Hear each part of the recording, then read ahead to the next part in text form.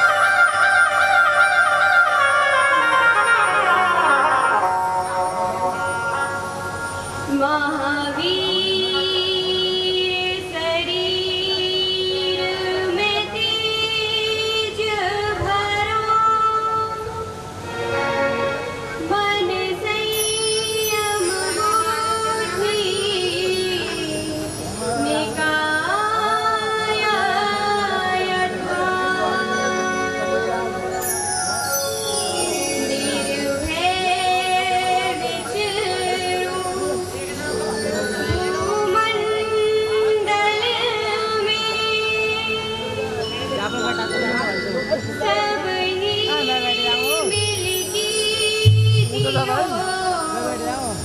ऐसी कृपा।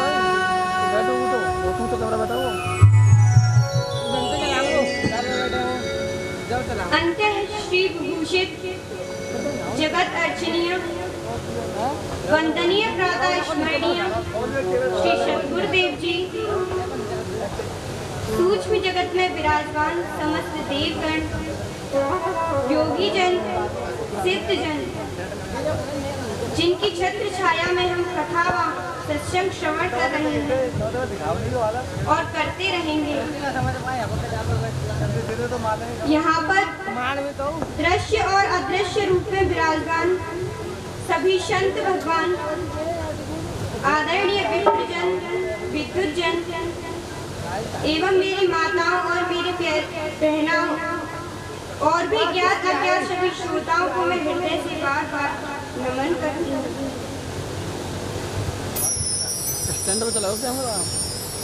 परीक्षित महाराज, नवल मैया कहाँ पे?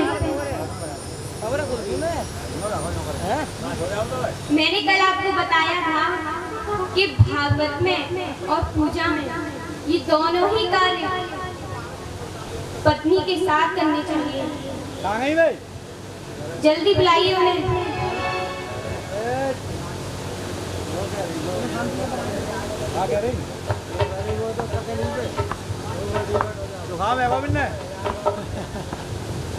क्या हो गया?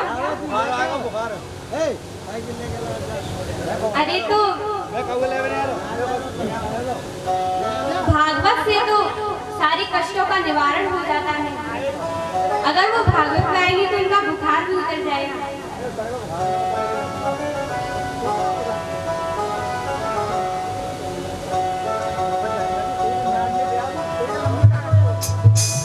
वैसे अभी हमारी माताएं नहीं आई हैं।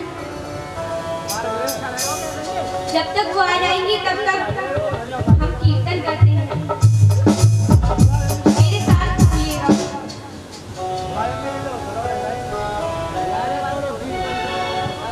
श्री राम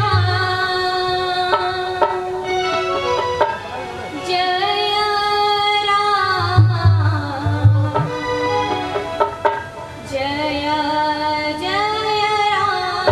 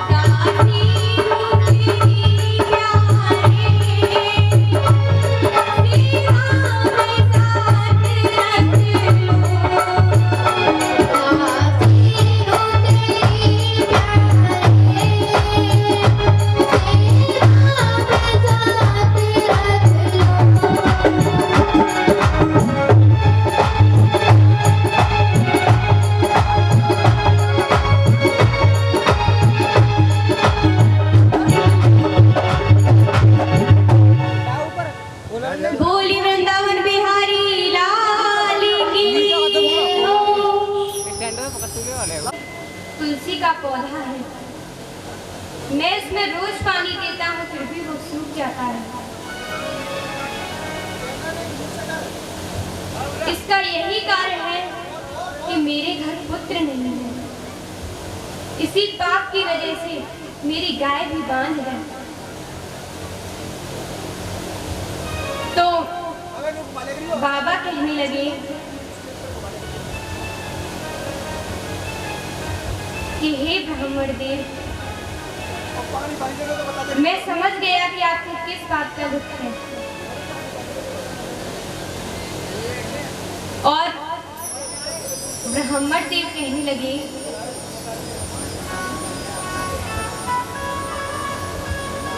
कि प्रभु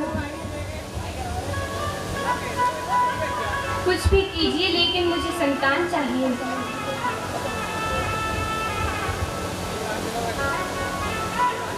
साधु ने कहा कि ब्राह्मण देव, आपके एक जन्म की तो बात क्या कहूँ, 7 जन्मों तक आपके भाग्य में पुत्र नहीं है।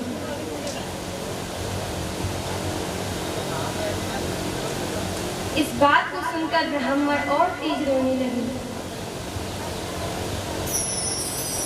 और कहने लगे कि हे बाबा, आप कोई उपाय कीजिए, इस समस्या का समाधान आप ही निकाल सकते हैं।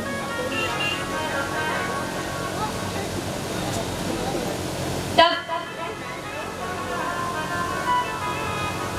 साधु ने ब्राह्मण देव से कहा कि ब्राह्मण देव, आप पुत्र लेकर क्या करोगे? ये जो आपके मन में पुत्र की कामना है, एकमात्र अज्ञान है। और साधु ब्राह्मण देव से कहने लगे कि हे ब्राह्मण देव, यदि पुत्र घर में नहीं होता तो हम 2-4 वर्ष रोते हैं और फिर सोच लेते हैं कि भाग्य में ही नहीं है।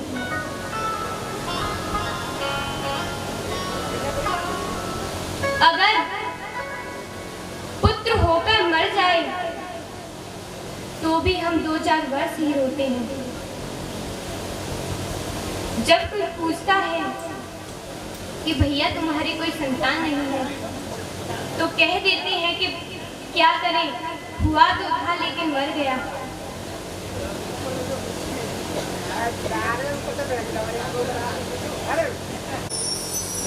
आज के बेटे तो धोखा देने वाले हैं ब्राह्मण देव। इस संसार में कोई किसी का नहीं है, ना ही पुत्र, ना ही पुत्री, ना ही पत्नी, कोई किसी का नहीं है इस संसार में।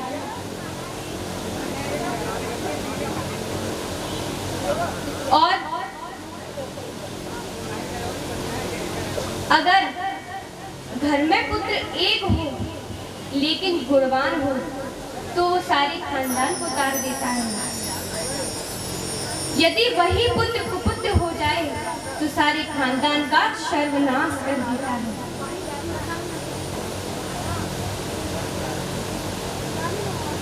साधु कहने लगे कि हे ब्राह्मण देव, हम सोचते हैं कि हम जिसे इतना लालन पालन करके, इतना खिला पिलाकर इतना बड़ा कर देते हैं, वो अंत समय में क्या करता है पता है? अंत समय पर हमारे मर जाने के बाद हमारे सर में डंडा मारता है और उसमें 1 लोटा घी भर देता है। केवल इसी चीज के लिए हम याचना करते हैं उनसे। और यदि वो पुत्र भी कुपुत्र हो जाए तो 10 लोटा घी भी क्यों ना भर दे तो भी आपकी मुक्ति होने वाली नहीं है। इसलिए हे ब्राह्मण देव, ये सांसारिक माया है, इस माया से जो बच गया, गोविंद उसका ही कल्याण करते हैं। और जैसी ममता हम इस संसार से करते हैं, अगर वैसी ममता गोविंद के चरणों में हो जाए तो हमारा कल्याण हो जाएगा। हे ब्राह्मण देव, आप गृहस्थी को छोड़कर भगवान का भजन करिए। इस संसार में संतान से कोई सुखी नहीं है। साधु कहने लगे कि ब्राह्मण देव, जन्म होत आधा हरे, जान भये धन छीन, अंत समय शमशान में और सिर में लकड़ी दी।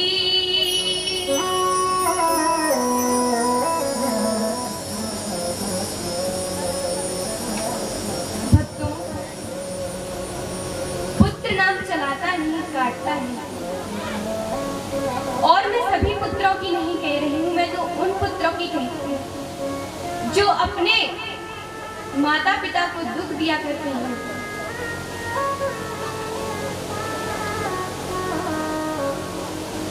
आजकल के पुत्र ऐसे हैं कि बाप के मर जाने सीधा कोर्ट पर जाएंगे या कचहरी में जाएंगे और अर्जी देते हैं कि मेरे बाप का नाम काटकर मेरे नाम जमीन और जायदाद कर दो। इस प्रकार साधु ने बहुत समझाया, लेकिन ब्राह्मण देव की समझ में नहीं आया और कहने लगे कि हे बाबा, कुछ भी हो लेकिन मुझे संतान चाहिए। अगर आपने मुझे संतान का वर नहीं दिया तो मैं इसी तालाब में डूबकर मर जाऊंगा।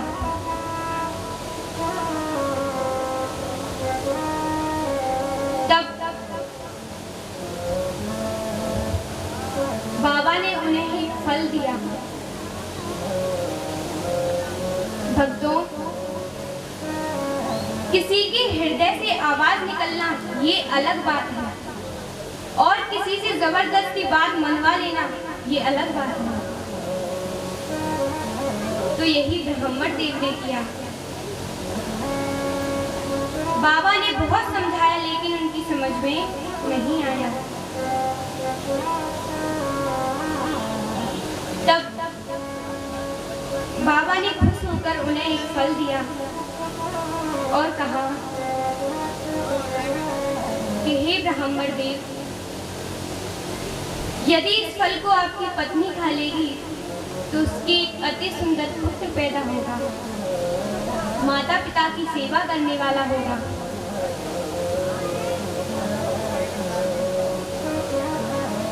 उस फल को लेकर आत्मदेव घर आए और अपनी पत्नी को दिया।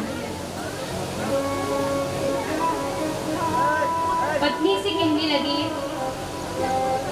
कि हे देवी,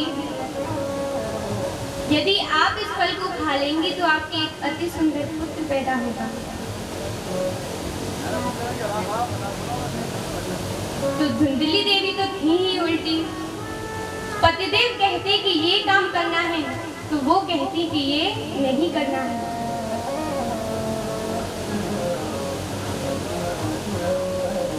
धुंधली देवी कहने लगी कि कहीं फल खाने से बच्चे पैदा होते हैं।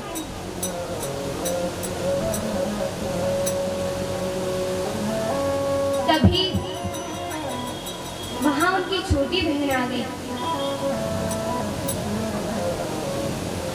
और छोटी बहन से कहने लगी कि बहना, तू ही बता कि फल खाने से कहीं बच्चे पैदा होते हैं।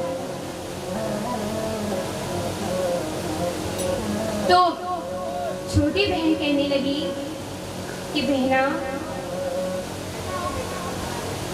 रामायण में बाबा तुलसीदास जी बता रहे हैं, मोर वचन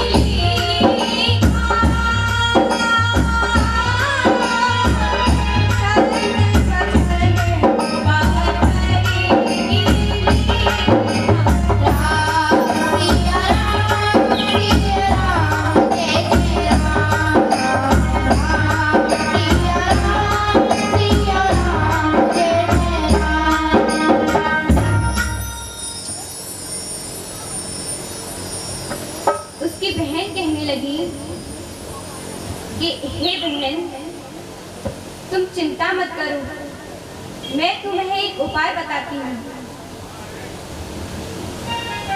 इस फल को तुम अपनी गाय को खिला देना और अपना बहाना बना लेना। पति से कहना कि ये फल मैंने खा लिया है और गर्भवती होने का बहाना कर लेना। मेरे उदर में बच्चा है, मैं जन्म होते ही इसे तुम्हें दे दूंगी, परंतु मुझे कुछ धन चाहिए।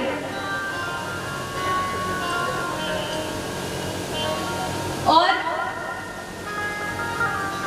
जब तुम में पालन पोषण नहीं हो तो कुछ बहाने से मुझे बुला लेना, मैं तेरे बच्चे को पाल दूंगी। कुछ दिनों के बाद समय आने पर उसकी बहन के बच्चा हुआ और कुछ धन देकर धुंधली देवी ने रख लिया। जब आत्मदेव को पता चला कि मेरे घर में पुत्र ने जन्म लिया है, तो बड़े प्रसन्न होकर सोचने लगे कि मेरा नाम है आत्मादेव और मैं अपने बच्चे का नाम रखूंगा परमात्मा देव।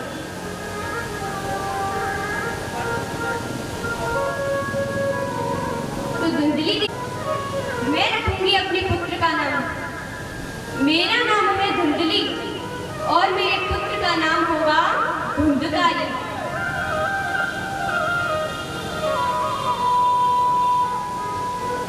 कुछ दिन बाद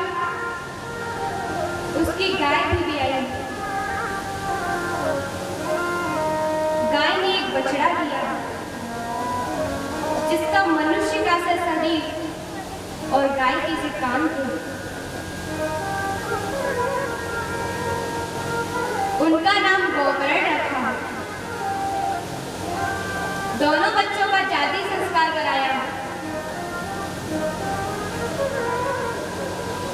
कुछ समय बीतने पर दोनों बच्चे बड़े हुए। उधर धुंधकारी बड़ा दुष्ट, अत्याचारी, चोर और व्यभिचारी हुआ और गोकर्ण जी बड़े पंडित, ज्ञानी, माता पिता की सेवा करने वाले बने। भक्तों, धुंधकारी बचपन से ही दुष्ट था, बच्चों को पीटा करता था और एक बात बताऊं मैं आपको, जिस घर में एक लौते पुत्र ने जन्म लिया हो, वहां माता का उत्तरदायित्व बढ़ जाता है। जिस घर में एक पुत्र हो, वहां उस पुत्र को बिगड़ने में ज्यादा समय नहीं लगता।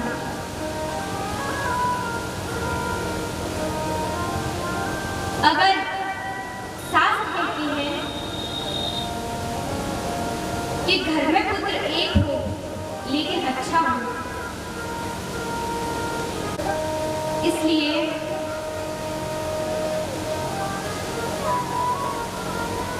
जिस घर में इकलौता पुत्र पैदा होता है, वहां माता पिता की उत्तरदायित्व बढ़ जाती है।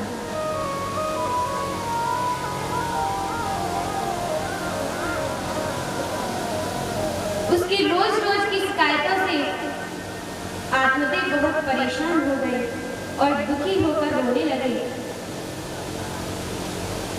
और कहने लगे कि हे भगवान, अब कि पिताजी आप परम ज्ञानी हैं, सबसे पहले तो ये मानना छोड़िए कि ये शरीर मेरा है। सबसे पहले देह अभिमान को त्यागिए।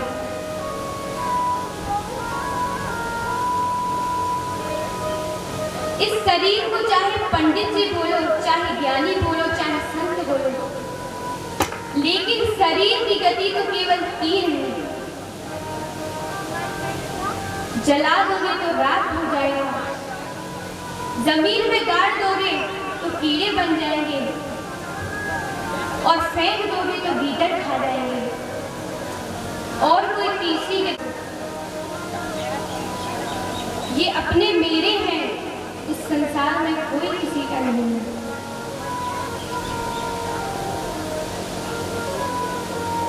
और गोकर्ण जी कहने लगे, पिताजी एकांत घर में बैठकर 45 मिनट आप ये सोचिए कि मैं कौन हूँ, मैं क्या हूँ। यदि मैं आंखें हूँ तो आंखें अंधी हो जाती हैं, मैं इन्हें रोक तो नहीं सकता। यदि मैं कान हूँ तो कान बहरे हो जाते हैं, मैं इन्हें रोक तो नहीं पाता। यदि मैं हाथ हूँ तो कभी कभी तो हाथ भी काम करना बंद कर जाते हैं। जब बुढ़ापा आता है तो हाथ पैर कुछ काम नहीं करता। और अगर मैं पैर हूँ तो पैर लंगड़े हो जाते हैं, मैं इन्हें रोक तो नहीं पाता। यदि ये शरीर मेरा है तो हमें इसे मरने से रोक लेना चाहिए, हम रोक तो नहीं पाते। यदि ये अपने मेरे हैं, ये माता पिता मेरे हैं, तो मरने के बाद चिट्ठियां क्यों नहीं लिखते कि बेटा हम सुखी रह रहे हैं कि दुखी रह रहे हैं। यदि बेटी बेटा मेरे हैं तो आने से पहले संदेश क्यों नहीं भेजते कि पिताजी मैं आ रहा हूं। अगर ये धन मेरा है तो मैं साथ लेकर क्यों नहीं जाता।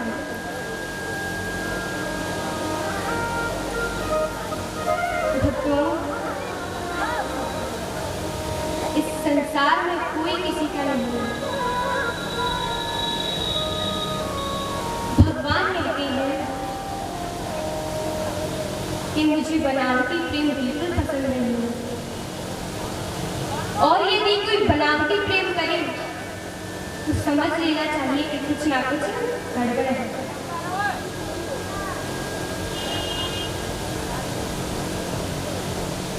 गोकर्ण से कहने लगे, पिताजी समाज में अच्छा मकान बनाकर प्रतिष्ठा पाना भी हमारा धर्म है। 8 घंटे दुकान पर बैठकर धन कमाना भी हमारा धर्म है, और उस धन को बीवी बच्चों में समर्पित करना भी हमारा धर्म है। बीवी बच्चों से प्रेम करना भी हमारा धर्म है।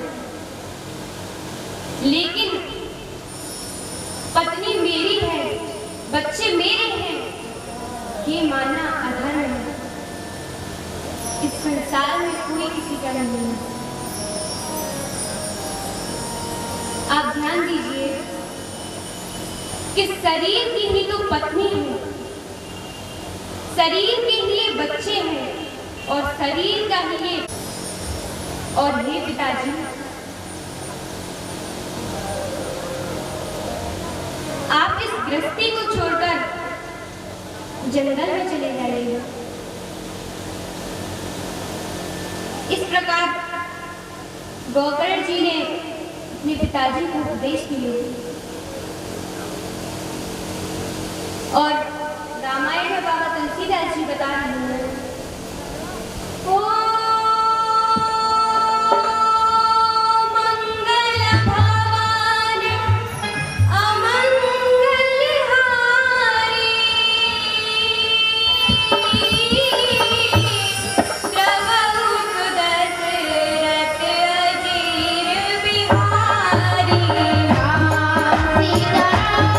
सीता राम जय जय राम।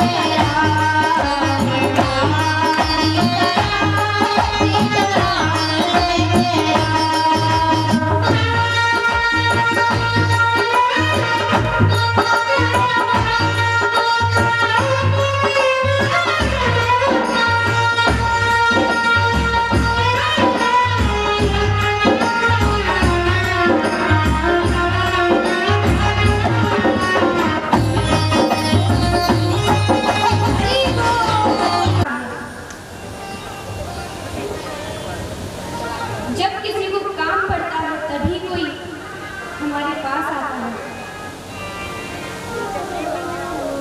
वरना इस संसार में कोई किसी का नहीं है। और गोकर्ण जी ने अपने पिताजी से कहा, पिताजी नारायण ही आपके कष्ट को दूर करेंगे, और कहने लगे, रट ली हरि का नाम रे प्राणी, रट ली हरि का नाम, हरि का नाम रे प्राणी, रट ले हरि का नाम, रट ले हरि का नाम।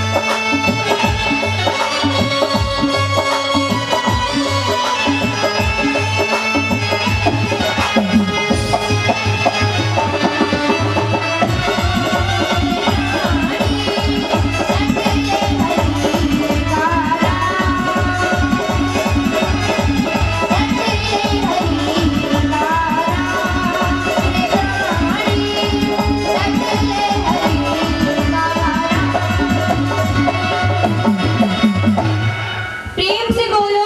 राम पास गया और कहने लगा कि मैया बता धन कहाँ रखा है। बेचारी मैया के पास धन कहाँ था। मैया ने मना कर दिया। जब मैया ने मना कर दिया तो मैया को लाख घूसों से पीटा। एक बात याद रखिए मेरी कि जब बच्चा छोटा होता है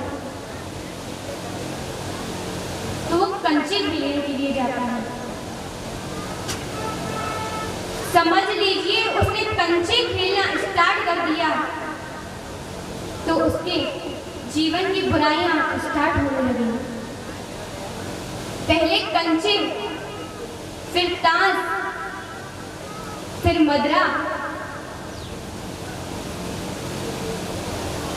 इसी प्रकार धुंधकारी के माता पिता पर भी यही गलती हुई। इसलिए मेरा सभी माताओं से, सभी भैयाओं से अनुरोध है कि वो पहले, सबसे पहले अपने बच्चों को संस्कार दें।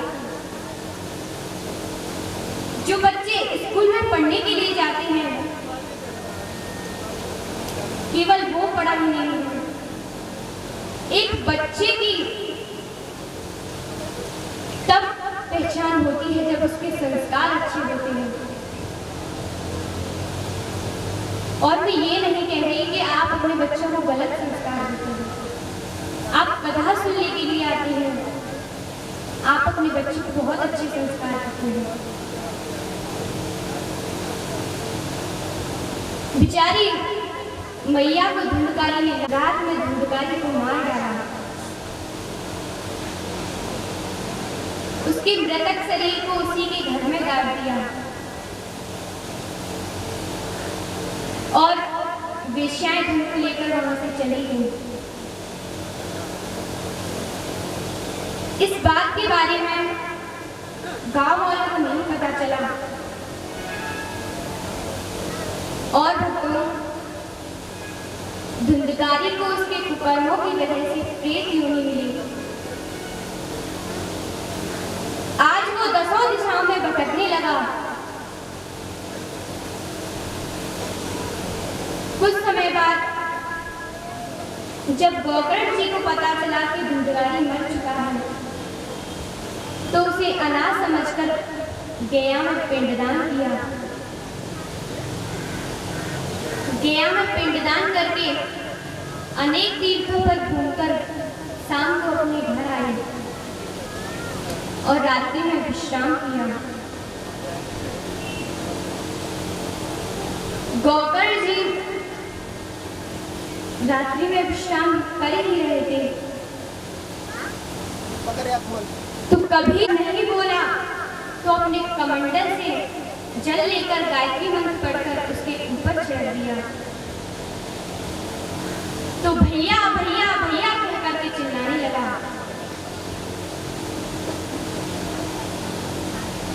धुंधकारी कहने लगा कि भैया का कोई दूसरा उपाय ढूंढता हूं।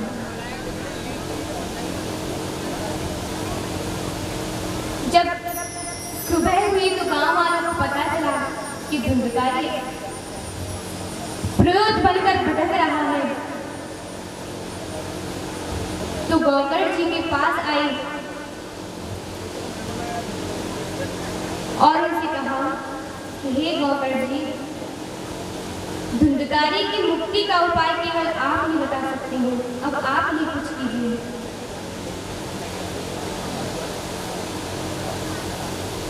तब गोकर्ण जी ने सूर्य देव की स्तुति की।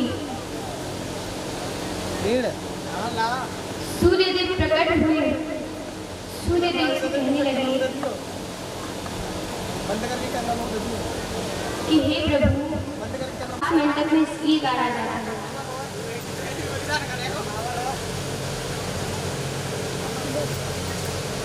और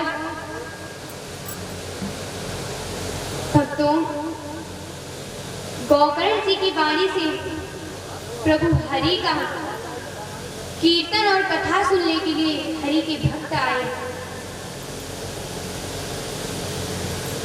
और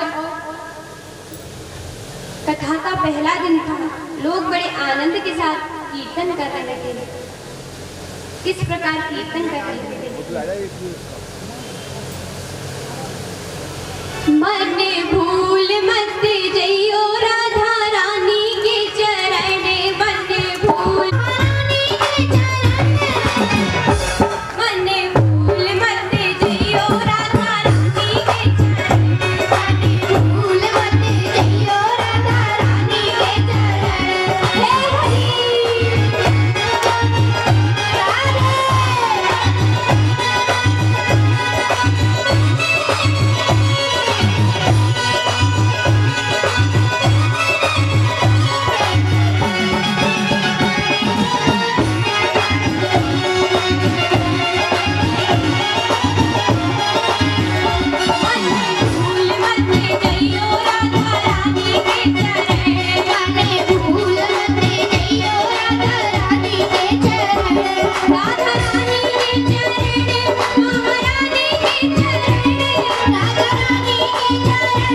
महारानी